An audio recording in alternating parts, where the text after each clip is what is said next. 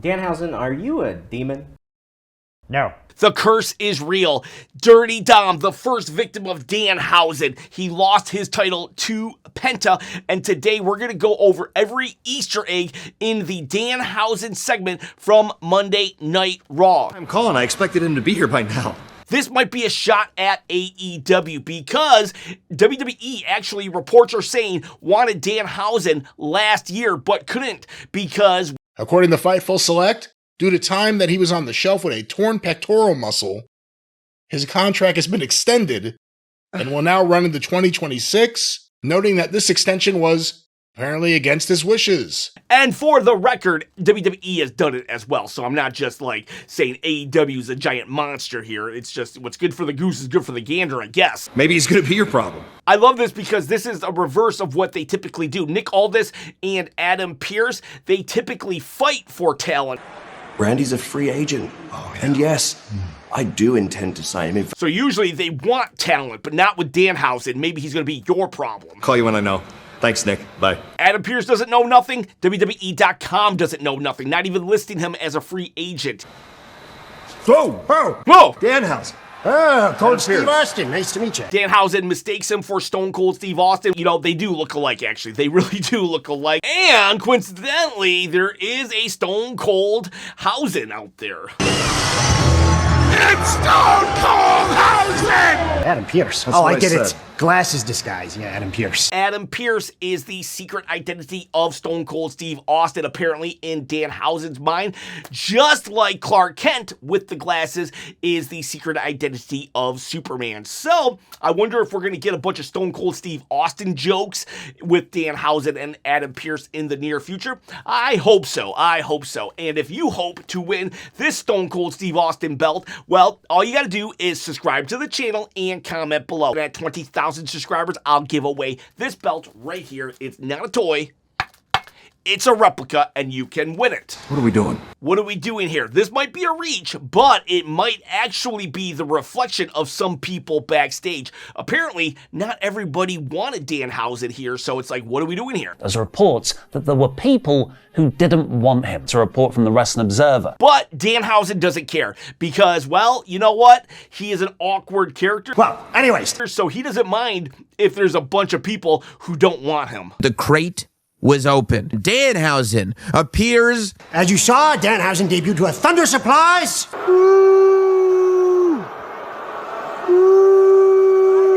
Okay, so this is funny because he was actually booed. Now, here's the deal. Some people say he wasn't booed and they were booing the fact that the segment was over without like a match, or they kind of wanted more. So they were booing the fact that they were like, more Danhausen. And then there's some people who are like, no, we were booing Danhausen because we had no idea who he was. All of that said doesn't matter because this segment has been received very positively. So whatever happened at Elimination Chamber doesn't even matter anymore. Whether or not people were booing because he was leaving or because it was just him in general doesn't matter. The funny thing here, though, is that Danhausen just kind of like, he acknowledges it. And cheers. But he acknowledges it in a very oblivious way, and he kind of plays it off. So I've got a list of demands for you. Demands? Yes, Demandhausens. You're going to get a lot of Hausens from him. Demandhausens, this Hausen, that Hausen. He just does that a lot. Get used to it. It's funny. I need a blimp. Do blimps even exist anymore? Blimps were invented in the 1900s for military surveillance and advertising. While we don't know what era he's from, he does present himself as like an old-timey vampire. So like from the like 20s and 30s. And that is what the, that was the future back then, an airship, a blimp. So, like, it's on brand with his character. And in reality, he did get inspired from Nosferatu, even also from that 20s and 30s era. Hall of Fame induction this year. To induct you in the class of 2026 class of the WWE Hall of Fame. So far, the class is Stephanie McMahon, AJ Styles, and Demolition. What do you think? Should Danhausen be inducted? My vote is yes. As my personal assistant, my personal camera boy. I mean, Cena has Stu. Stu, let's go to work, Stu. Stu, how are you? All right, Stu, it's going to be a little weird out there. All right? Triple H pointing photo, those famous ones that he does. And would you look at that? His demands are already being met. There you go, Danhausen. Shoot for the stars. Okay. And face on all of the trucks. Honestly, he actually would be a good face for a truck. Can you imagine a truck, a semi, just driving down the road, the freeway, and you see Danhausen's face? That I would be interested. I'd be like, what the heck is that? And by the way, I am wearing this Sami Zayn shirt as an Easter egg as well for you to find out. Why would I wear a Sami Zayn shirt to a Danhausen video? Comment below if you're so inclined. Why is it soggy? Well, it fell on the toilet. So I think this is just a joke because I couldn't find anything with toilet paper or toilets. So yeah, but if you notice, he's holding a jar which have teeth in it, and he did give Michael Cole some teeth. Get Danhausen, just give me teeth. Why does he carry a jar of teeth? It has the teeth! Chambers has perfect teeth. Oh, gross. Now he's got a lot of extras. The teeth is just another weird quirk of Danhausen. Plus, you know, if you are super kicking someone, you're literally knocking their teeth out if their mouth is full of teeth. So, I mean, there's that.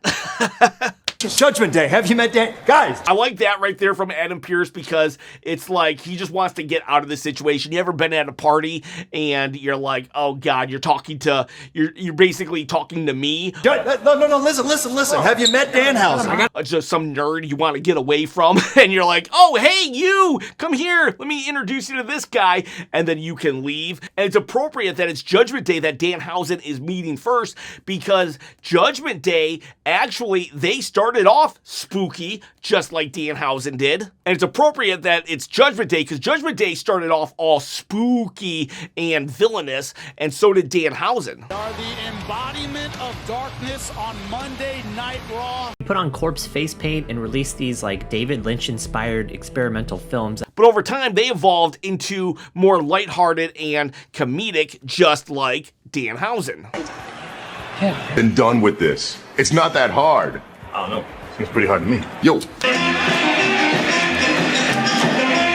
Hello, Finn. Hello, Dom. Hello, This right here is subtle because of all the people that he doesn't know, remember their name, it's JD, who is the guy that everybody likes to pick on about his giant head. Can I get a quick comment about the size of JD's head? I'm so glad that other people are talking about it. Who's it gonna be? The one with the big head right there? So Danhausen, instead of going for the low-hanging fruit of the joke, he just kind of like awkwardly forgets while the audience at home is like, come on, it's his head. Say it's the big head guy, but he doesn't give us that because that's not the type of Danhausen humor. That is not his type of humor. His humor is more awkward than it is in your face or obvious. I already hate this guy. And like JD, there will probably be a large portion of the audience that hates Danhausen because they won't get the jokes that he does. Doesn't mean he doesn't have value, but I'm just saying, like, it'll happen. Be nice, isn't it? Be nice, which is pretty much half of the Danhausen creed.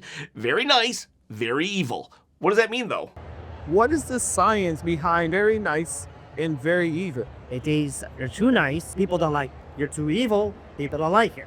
Be very nice, very evil, so then you pick sick people and be giving you their money. Nice, can I have this? Danhausen typically isn't about championships, but he is about monies. $7! Danhausen only is $7, Davis. And treasures and shiny things. And, well, you know what?